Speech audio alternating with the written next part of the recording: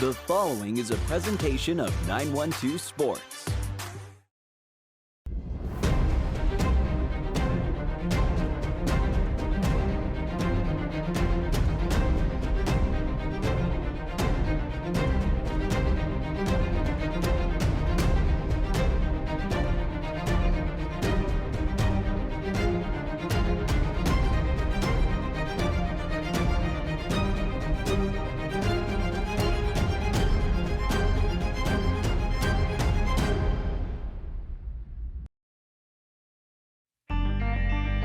Welcome to On Air with 912 Sports, your number one source for high school sports. With Sean Smoke, Kevin Price, and Robbie Ross. On Air with 912 Sports is brought to you by Coastal Pines Technical College. Go Coastal. Prime South Bank. Find your prime. Robbie Robertson Ford, because Fords are cheaper in the swamp. Gibson Animal Clinic, practical solutions with limited fees. Summit Sports Medicine and Orthopedic Surgery, the region's best orthopedic care. And Kim Smoke, licensed realtor with eXp Realty. High schoolers, did you know that you can get a head start on your college career and save money at the same time through dual enrollment at Coastal Pines Technical College? Dual enrollment is open to high school juniors and seniors, tuition free. Talk to your high school counselor or visit coastalpines.edu for more information. Coastal Pines Technical College, an equal opportunity institution. Go Coastal. It makes sense Prime South Bank would have a great mobile app. Nobody is as mobile as our customers. For a century, they've chased dreams, followed their hearts, took the road less taken, made a new path, taken leaps of faith. At Prime South, offering the latest digital banking, secure pay apps, and new online lending is part of a mobile tradition that goes way back. Life is mobile. So is Prime South. Find your Prime. Member FDIC. Play it loud and rev it up. Robbie Robinson's got trucks built for tough. Make your way to Robbie Robertson Ford in Waycross, where the deals are bigger than ever. Looking for a stylish midsize car, a spacious SUV, or a truck that performs at work and play? Robbie Robertson wants your vehicle and is paying top dollar. Now is the time to buy. Fords are cheaper in the swamp.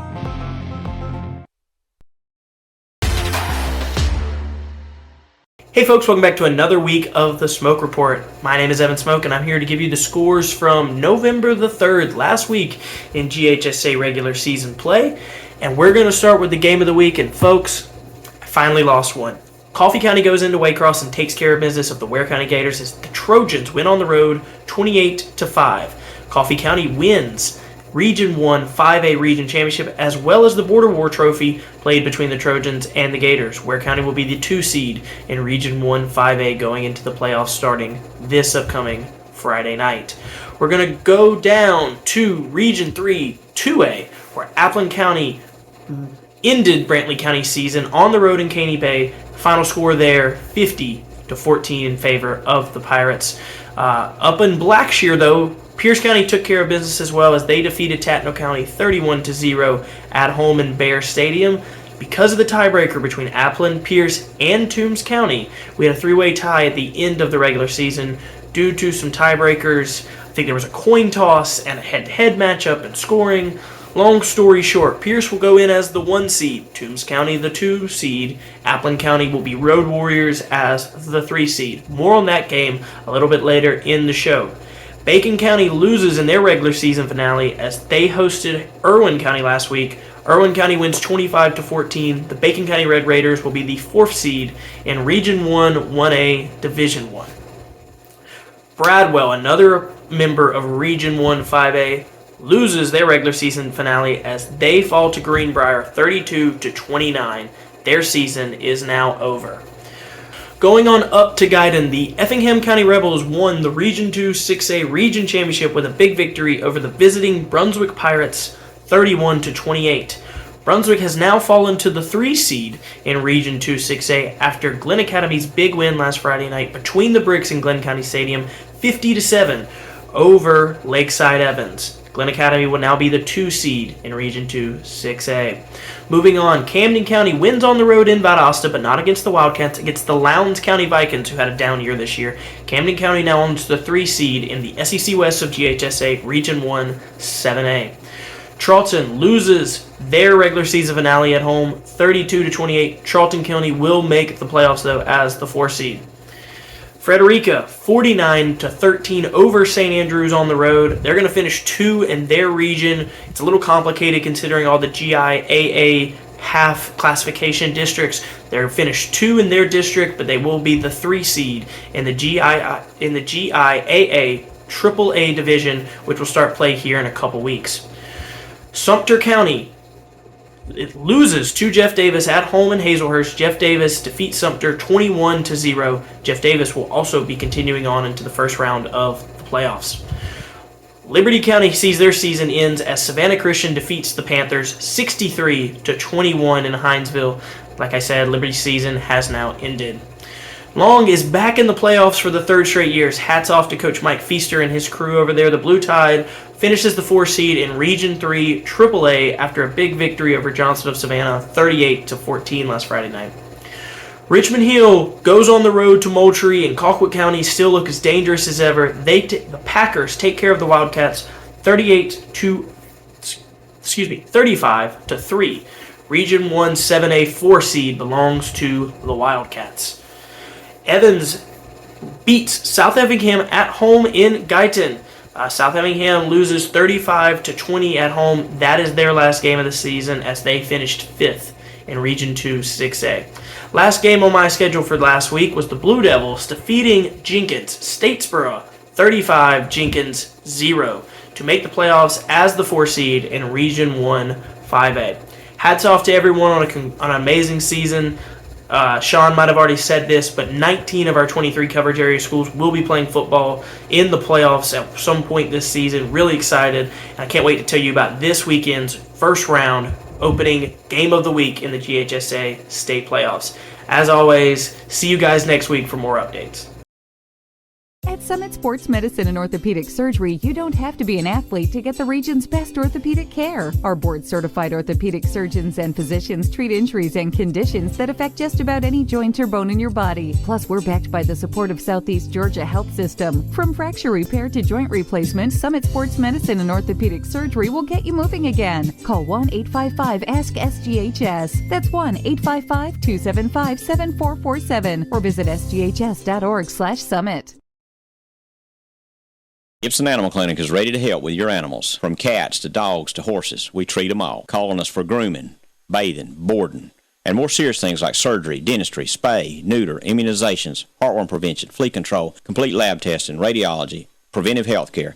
Call us at 285-7678. Open Saturdays for your convenience. Gibson Animal Clinic. Practical solutions with reasonable fees. Russell J. Gibson, DVM. Gibson Animal Clinic, 108 Riverside Drive, Waycross. Hablamos español en nuestra clínica. Fans, and thanks for watching On Air with 912 Sports. I'm Sean Smoke, publisher of 912 Sports, joined as always by head writer and podcast host Kevin Price. Kevin, how you doing today, man? Good, Sean. Good to be here talking high school football with you again. It's playoff time in Georgia now.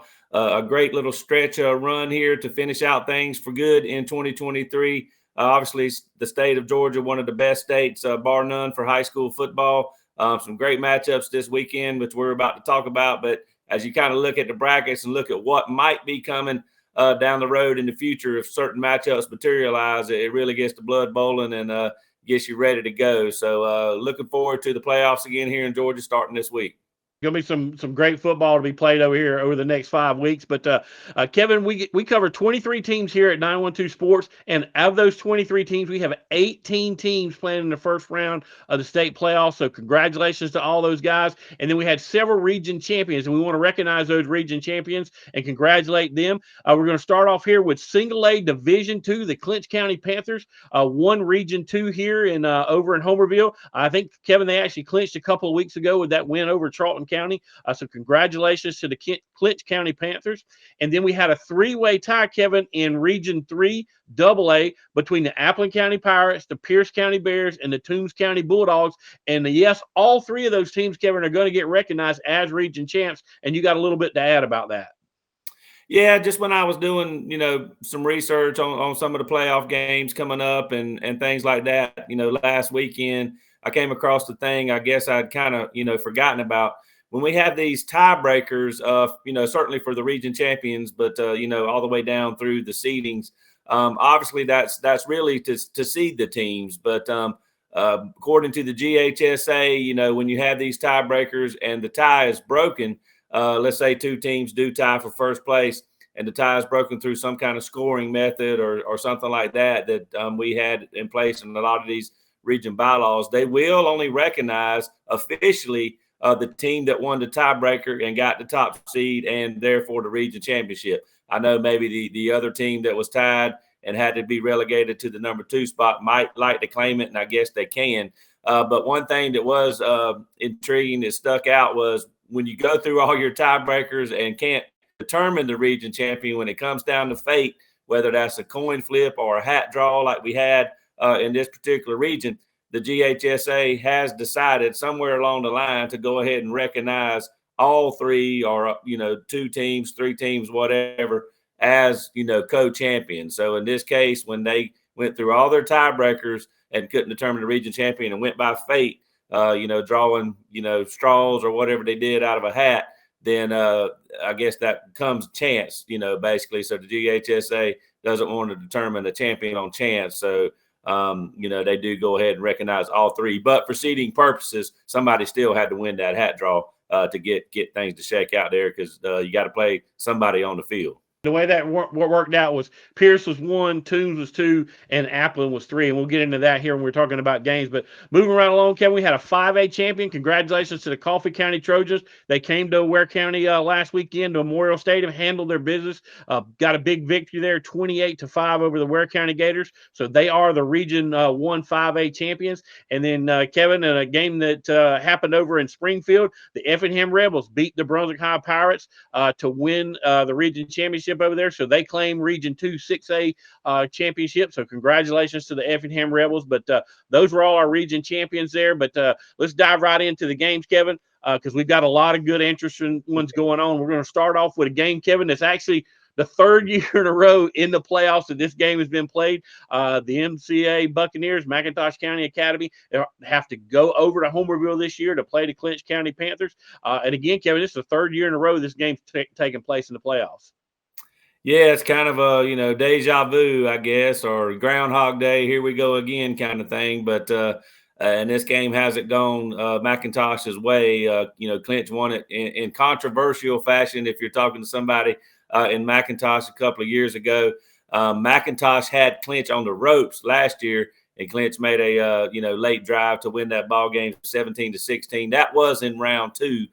This year, of course, they'll meet in round 1, and it's been a bit of a disappointing season for McIntosh. Clinch, like you said, has that region championship, so I really see nothing that says Clinch shouldn't win this ball game again, particularly at home. Yeah, exactly. So we'll move along. We got the Charlton County Indians going to go in as a 3 seed. But, oh, by the way, they get to play Jenkins County, Kevin. Jenkins County comes into this contest 9-1 on the season. The last game of the season, they lost to Portal in overtime to slide to that number 2 spot. But that was a region game, and that kind of knocked Jenkins down and put Portal in the number 1 position. But Charlton's going to have their hands full, got to go on the road over there to Jenkins County. Yeah, Jenkins County a 2 seed, but ranked 6th in the state. So a really great season. Like you said, the only game they lost was that last game to Portal, and that decided the region championship. And they barely lost that, 36-34. I think the most points they've given up all season is 26. And obviously, they're going to be a big favorite over our Charlton County team coming up here in round one. Bacon County Red Raiders got to go to Lamar and take on an 8-2 team. But I want to take this time to congratulate Coach Mark Wilson. What a great job he's done over there in Alma. This is a team, Kevin, I don't know if they won a game last year. If they did, they maybe won one. But he's got them back in the playoffs and playing really, really good football. So congratulations to Alma. And who knows, Kevin, you never know in the playoffs. Maybe they go on the road and get this one done.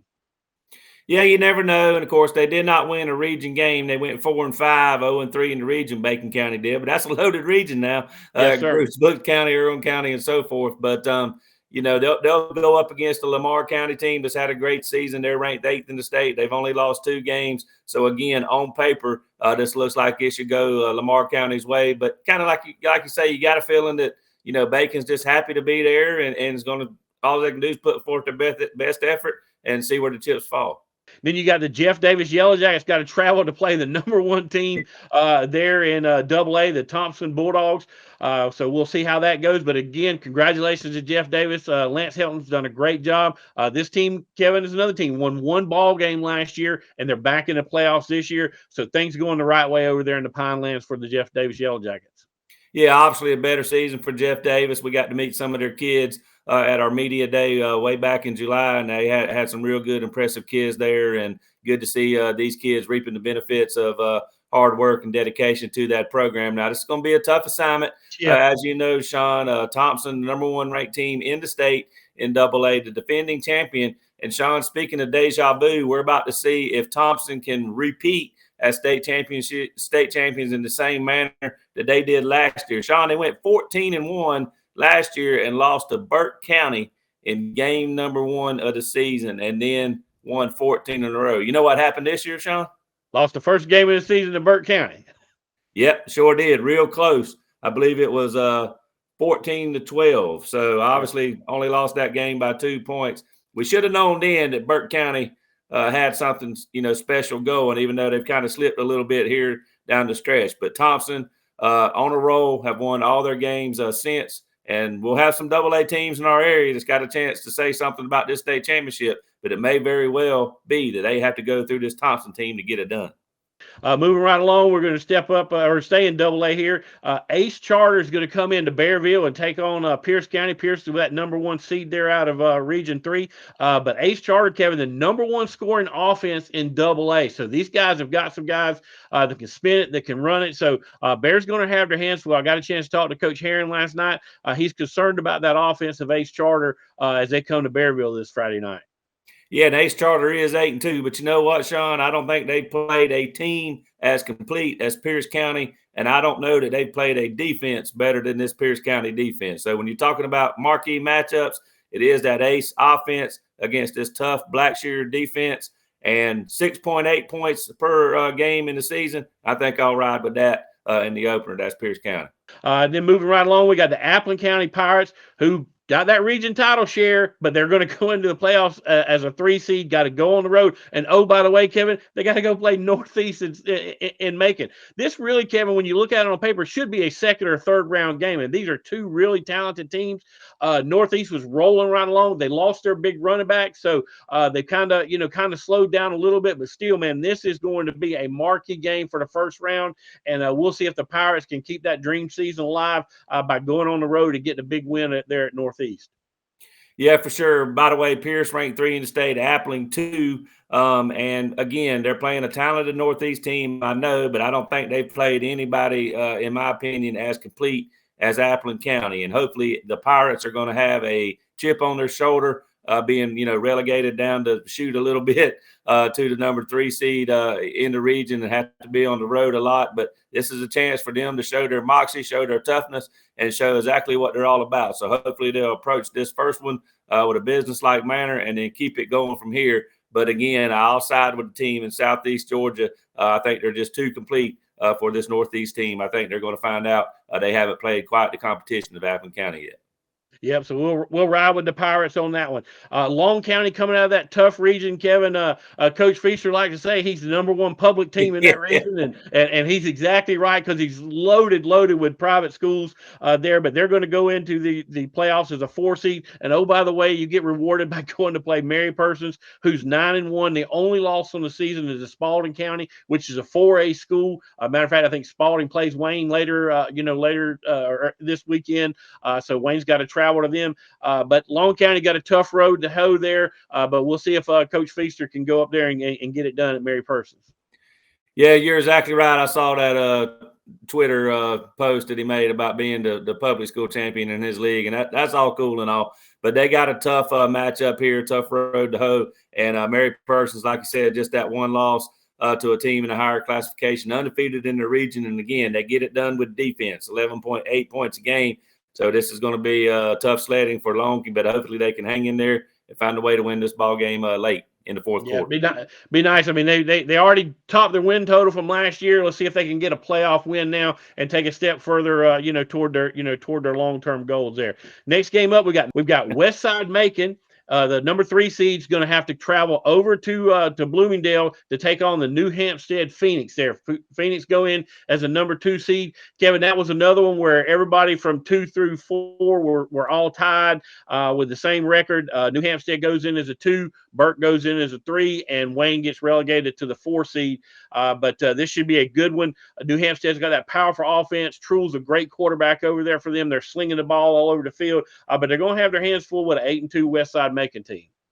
Yeah, Westside Macon solid, no doubt. Like you said, a big win for New Hampstead to beat Burke County there and sort of upset the way things were falling in the region that they're in. Of course, we thought that's a great region all year long. 1 through 4 is going to be solid, and therefore I do think New Hampstead. I've been going defense so far, Sean, if you caught on to that. But here I'm going offense. I like New Hampstead. I like the way they're playing. Got a lot of momentum going on this side of the ball, and I think they're going to give Westside Macon fits with that spread offense they run. Yeah, New Hampstead with several games over to 50. If they get into that kind of territory, I think they win pretty handily. But last game we're going to talk about in this session, Kevin, is the Wayne County Yellow Jackets have got to travel up to play Spalding. Oh, by the way, Spalding is 10-0 on the season, undefeated. This game, Kevin, is actually a Saturday contest, but Wayne's going to have to go on the road Saturday. I really don't know how that is because I believe this game's a noon kickoff. So I don't know if Wayne's going to try to go up that morning. They're going to go up Friday night. I haven't had a chance to talk to Coach Shaw about that, but again, Wayne County, tied in that 2, 3, 4 in that region, but wound up getting that 4 seed. Now you got to go play a very talented Spalding team. So we'll see if the Yellow Jackets can go on the road and get it done. But Matthew Fuller is going to have a great game if they do that. Yeah, no doubt. I mean, like you said, Spalding is undefeated, 10-0 on the season, 6-0 in their region. Beat Mary Persons that we just talked about, 28-20, I believe that score was. Spalding with some good numbers as far as scoring average and points allowed, scoring right at 39 points a game, allowing just over 14. But again, I think, Wayne County as a number 4 seed could be the best number 4 seed out there in any classification. I don't know, but they're certainly really good, and I think they're playoff ready. I think they're obviously playoff tested. Good, strong defense. Obviously, they can run the ball with Matthew Fuller. Might need to get some plays in the passing game, but I think Wayne goes on the road, and I think they beat Spalding. I'm going to call it right here. Well, I tell you what, Kevin, there's going to be a 4-1 somewhere in the state, and I think looking right here might be the case. So, Spalding could be 10-1 and done in the first round if they don't play really good against the Wayne County Yellow Jackets, because they definitely have the talent to get it done. But Kevin, let's take a break. We'll come right back here and talk about the rest of the games here, the first round of the state playoffs. You're watching On Air with 912 Sports.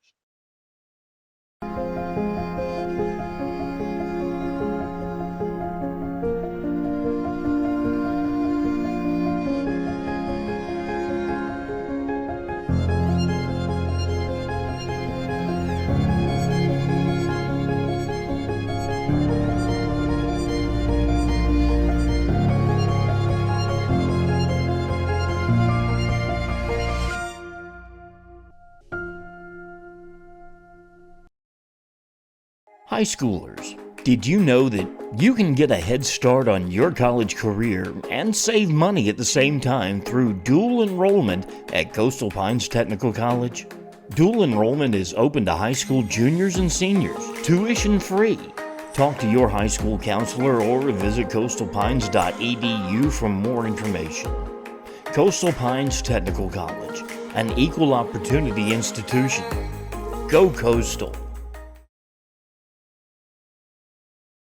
Welcome back, sports fans. I'm Sean Smoke. He's Kevin Price, and we're talking about the first round of the Georgia State playoffs. We're going to jump right back in it, Kevin, here at 5A. The Decatur Bulldogs are going to come down to Memorial Stadium this Friday night to take on the Ware County Gators. Decatur lost in overtime.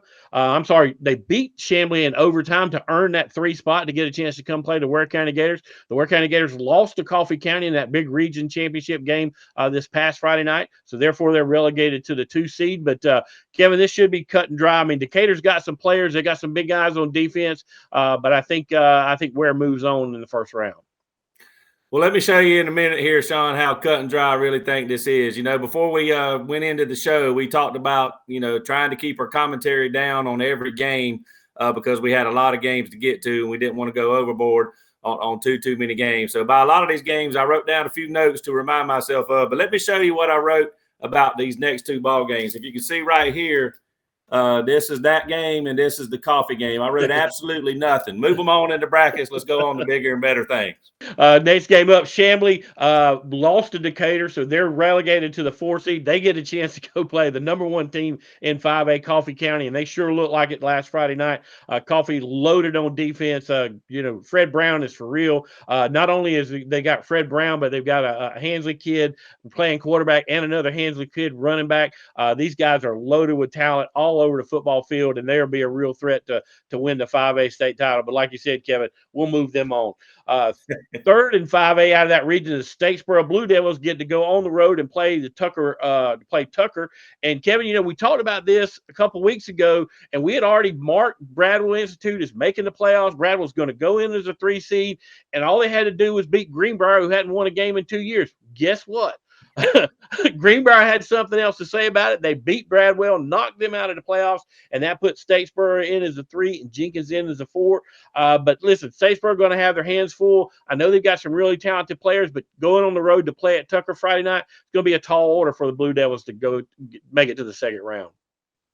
Yeah, and what a shame, Sean. I don't know what happened in that Bradwell-Greenbrier game. I saw that score, and I did basically what both of us are doing now, just shook my head. I mean, yeah. Bradwell had no easier path to get to the playoffs than that. They had played a lot of teams tough all season long, and I know that they have to be just highly disappointed and frustrated, particularly the coaches, as to what happened in that ball game. But here's the Statesboro team, Sean, trying to get it back going under a new coach, a guy we've both been impressed with since he took the job. They're going to play Tucker, a perennial power now in the state of Georgia, but Tucker not quite as good as they've been. They're trying to turn things around and get things going in the right direction themselves, and they are good now, 6-4 overall, 4-1 in that region. They lost tough to Arabian Mountain, I think this past weekend, 24-23, and Arabian Mountain is the number 1 seed in that region. So a tough assignment for Statesboro, but again, this is going to be a great experience for them as they try to rebuild that program. Yeah, Tucker's sitting there really like a 1A. I mean, because I know they're in the 2 seed, but I mean, 1 point loss on the road to Arabian Mountain, who was the region champ. So, like I said, they really are almost like playing another number 1 seed. But we'll move right along, Kevin. We've got Lovejoy going to go over to Springfield to take on Effingham. The Brunswick High Pirates can tell you that's a tough place to play. Brunswick couldn't get it done this past Friday night over there in Springfield. Lovejoy comes into the contest 7-3 on the season, 5-2 in their region, but they're going to have their hands full. They lost to Cartersville, Monday's Mill, and beat. That's another team. But Lovejoy's sitting there. It's a good football team. So Effingham's going to have to forget about last week, Kevin. It can't be living on what happened last week in that big win against Brunswick. They're going to have to play football because, Effingham's had that up and down season where they played well one week and not so well the next. But they're going to have to play well every week going forward to keep playing in the playoffs. Yeah, tip your cap to Effingham. They won their first region championship since 1995, I think it was. They had the tiebreaker signed, sealed, and delivered early in that ball game, but I know they wanted to win the region title outright, and they did that by beating the Pirates. They've had great games with Brunswick the last few years, Sean. The last 3 years, all those games have been decided by 3 points. Brunswick got the first two. Now Effingham finally won this one. But Jekyll and Hyde, this Effingham team is.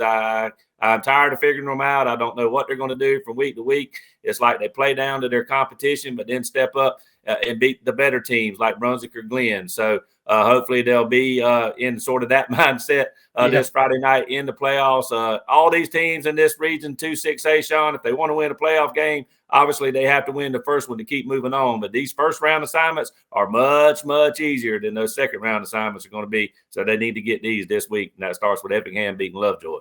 Moving right along, we got Jonesboro, the 3 seed, is going to travel down to Glenn Academy, and Jonesboro is 7-3 on the season, 5-2, and then Jonesboro lost to Cartersville Monday Meal and beat Lovejoy in an overtime game that put them in the 3 seed over the 4 seed Lovejoy. But Glenn Academy, Kevin, has been rolling in the last couple of weeks. Another 50-point game. These guys have really turned it on. They're peaking and playing good football right at the right time going into the playoffs. Yeah.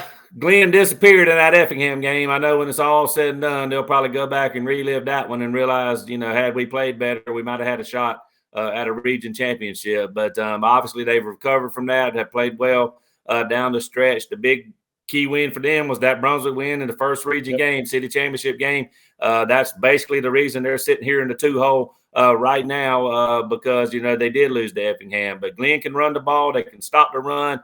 But this Jonesboro team is going to come in here and throw it all over Glenn County Stadium.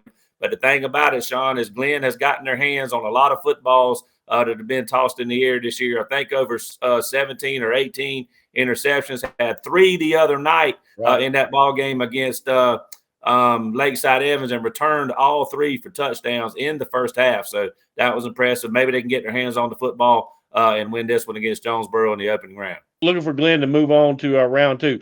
Brunswick's got to go on the road, Kevin, as a 3 seed to take on Monday's Mill, who's a 2 seed. Monday's Mill 8-2 on the season, 6-1 in region. They got a big receiver, Matthew Strickland, 3 touchdowns for 176 yards. And the only loss that Monday's Mills have got is to Carver and Woodward Academy, both quality programs there, Kevin. So we'll see if Brunswick can go on the road and get it done on Friday night. No question. I mean, Brunswick was down all night in that game, Sean, against Effingham and battled back to tie it up, down 2 scores with around 7 or 8 minutes to go. So, the Brunswick kids showed their moxie and battled all the way to the finish, even though they knew that even if they won, they were going to be relegated to the 3rd seed. But they laid it on the line, and hopefully that's something they can build on going into the playoffs. I think they showed some character there. I think they're a little upset about losing that game in the end. So hopefully they'll go on the road with a business-like attitude. This Monday's Mill team is solid on both sides of the football, so it's not going to be a pushover, a cakewalk for the Pirates. They've got to run the ball, Sean. They didn't run it quite as good the other night against Effingham. If they can get that going, Grant Moore and his receivers, things will be opened up more for them in the passing game, and Brunswick can make some plays on the perimeter. But I think the key, and I'm getting this from Coach Grady, I'm no genius. If they can run the football, they'll have a much better success all the way around against this Monday's Mills team. We'll see if Brunswick can go get it done. Camden County is going to go in the playoffs as a 3 seed after their big win over Lowndes this past weekend. They'll be taking on Newton. Newton's the number 2 seed. Newton's 8-2 on the season, 3-2 in the region. They lost to Parkview and South Gwinnett. They've got a big receiver, Marcus Clawwise. He was 7 for 176 yards and had a 67-yard INT this past Friday night. But Newton's a team that Camden's familiar with. I believe they played them in the regular season, Kevin, here a couple of years ago. They were on Camden's schedule. So we'll see if Camden can be road warriors, go on the road and get it done at a tough place to play up there in Newton. Well, again, Camden found themselves in a tough predicament last Friday night. I mean, it was sort of like they more or less had to win that ball game to avoid the tiebreaker, which wasn't stacking up good for them. It didn't seem like we won't get into all that, but they did go on the road and take care of business against a Lowndes team that's young and didn't win a region game this year. And the thing is, Sean, I don't know who was calling the plays over there at the Concrete Palace. I'm not sure if it was Coach Herron because they threw 3 touchdown passes. Whoa. 3 touchdown passes. Yeah, write that down somewhere. Yeah, I'm gonna joke with him about that. But obviously, Parks Riendu's come alive as their starting quarterback. They made the move to go to him early in the season. He's paying dividends now, and This is going to be a tough assignment. This Newton club beat Grayson to kind of upset the apple cart in that region right out of the gate. Grayson still won the region championship, but they finished as the 2 seed. Good quarterback, good running back, a couple of great receivers. So this Camden defense, which has been inconsistent at times, is going to have to find a way to eliminate big plays, get that ball back to their offense, and hopefully Camden can just keep that ball all night in that wing tee and come out of there with a win. Yeah, that's one way to beat Newton is keep that offense, a high-powered offense on the sideline, and that wing tee is built to do that. So, speaking of Grayson, the Richmond Hill Wildcats make it in as a 4 seed. They've got to go on the road to play number 1 Grayson. Grayson's 8-2 on the season. They did lose to that Newton team, 31-27. But we'll see if Richmond Hill can get it done. Richmond Hill got that big win over Lowndes to put themselves in the playoffs. So, congratulations to Coach Matt Lazat and those guys. But Kevin, stranger things have happened. I think they could probably go on the road and get this one done here on Friday night. Well, I think Richmond Hill plays with a certain attitude. I think they do go into games with a chip on their shoulder. They kind of relish that underdog role, I think, and they'll certainly be that in this game against a good Grayson team. Grayson can score points, Sean, and they can score in bunches. Just for people around here, I know they know about Lowndes because they were in the same region. They beat Lowndes 40-0. And they did it in their place, I believe. And they also won their they won their last 2 games, I think 41-14. So I'm going to put this one on the Richmond Hill defense to keep this Grayson offense down and give their offense a chance to maybe score enough points to win the ball game. But I think for Richmond Hill to win this ball game, they're going to have to maybe somehow keep this Grayson team in the 20s. If they start letting them get over 30 and it turns into a track meet, it may be a bus ride back home for Richmond Hill with a loss. But hopefully Richmond Hill can go in there and keep it close and find a way to win it late. Well, Richmond Hill likes to play physical football, and I think if they can take that kind of physical, football game to Grayson, they've got a shot. But they're going to have to get up in their face and punch them in the mouth, so to speak. So we'll see if they can go on the road and get it done. But that's going to wrap us up, Kevin. Stick around. We got more on air with 912 Sports right after these messages. At Summit Sports Medicine and Orthopedic Surgery, you don't have to be an athlete to get the region's best orthopedic care. Our board-certified orthopedic surgeons and physicians treat injuries and conditions that affect just about any joint or bone in your body. Plus, we're backed by the support of Southeast Georgia Health System. From fracture repair to joint replacement, Summit Sports Medicine and Orthopedic Surgery will get you moving again. Call 1-855-ASK-SGHS. That's 1-855-275-7447 or visit sghs.org/summit. It makes sense Prime South Bank would have a great mobile app. Nobody is as mobile as our customers. For a century, they've chased dreams, followed their hearts, took the road less taken, made a new path, taken leaps of faith. At Prime South, offering the latest digital banking, secure pay apps, and new online lending is part of a mobile tradition that goes way back. Life is mobile. So is Prime South. Find your Prime. Member FDIC.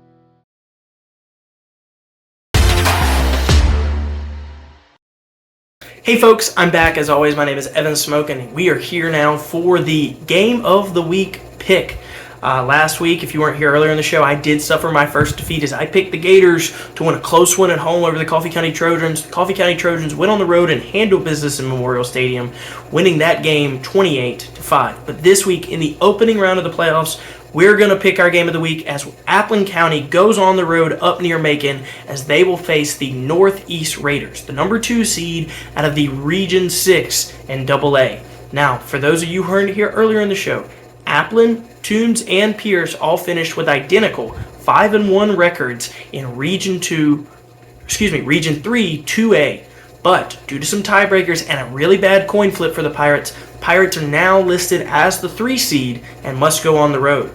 A little bit about Northeast. Northeast had an identical record to their number 1 team in their region in Region 6, Spencer, out of Columbus. Spencer won 35-34 over Northeast in overtime earlier this season and had the head-to-head tiebreaker over the Northeast Raiders.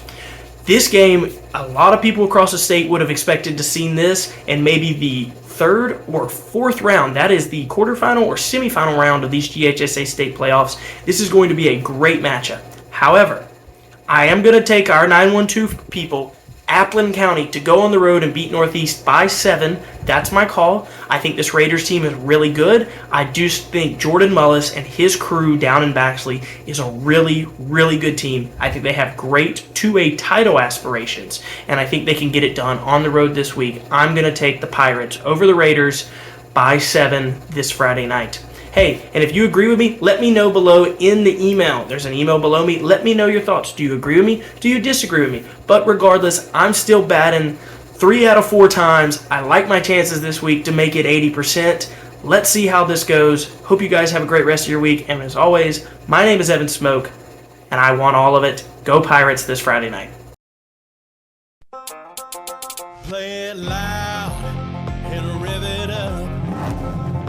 Robbie Robertson's got trucks built for tough. Make your way to Robbie Robertson Ford in Waycross, where the deals are bigger than ever. Looking for a stylish midsize car, a spacious SUV, or a truck that performs at work and play? Robbie Robertson wants your vehicle and is paying top dollar. Now is the time to buy. Fords are cheaper in the swamp. Gibson Animal Clinic is ready to help with your animals. From cats to dogs to horses, we treat them all. Call on us for grooming, bathing, boarding, and more serious things like surgery, dentistry, spay, neuter, immunizations, heartworm prevention, flea control, complete lab testing, radiology, preventive health care. Call us at 285-7678. Open Saturdays for your convenience. Gibson Animal Clinic. Practical solutions with reasonable fees. Russell J. Gibson, DVM. Gibson Animal Clinic, 108 Riverside Drive, Waycross. Hablamos español en nuestra clínica.